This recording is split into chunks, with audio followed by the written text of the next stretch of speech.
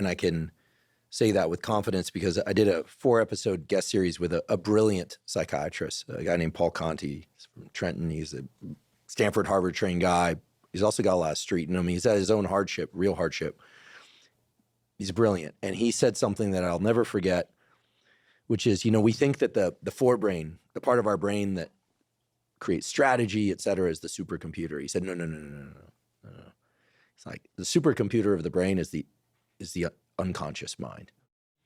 It's the part of our mind that's controlling most everything. And most people, unfortunately, don't do the work to understand how their unconscious is controlling them.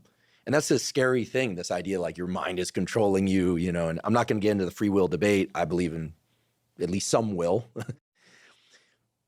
I believe what you're describing and this internal dialogue,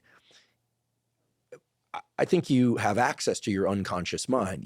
By listening to the dialogue, going inward, we know this is true in sleep, in dreams, in meditation, and just by shutting out everything else, shutting out all the external noise, which is filled with things that pull us to it. Noise makes it sound bad, but it's the gravitational pull of all the things that just allow us to distract ourselves without knowing that, is the ice cream, the have a cookie, the Merry Christmas. Mm-hmm.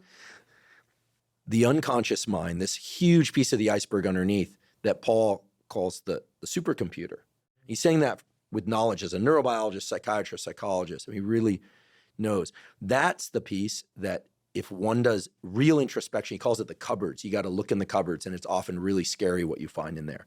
And most people are just like, I don't even want to know the cupboards are there. But you're pulling all the cupboard doors open.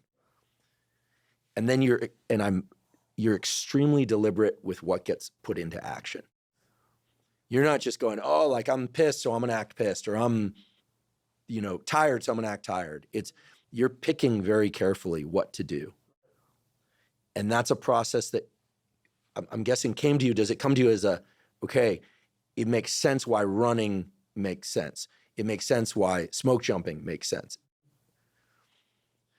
So it seems like a huge portion of your time is spent understanding yourself and making sense to you.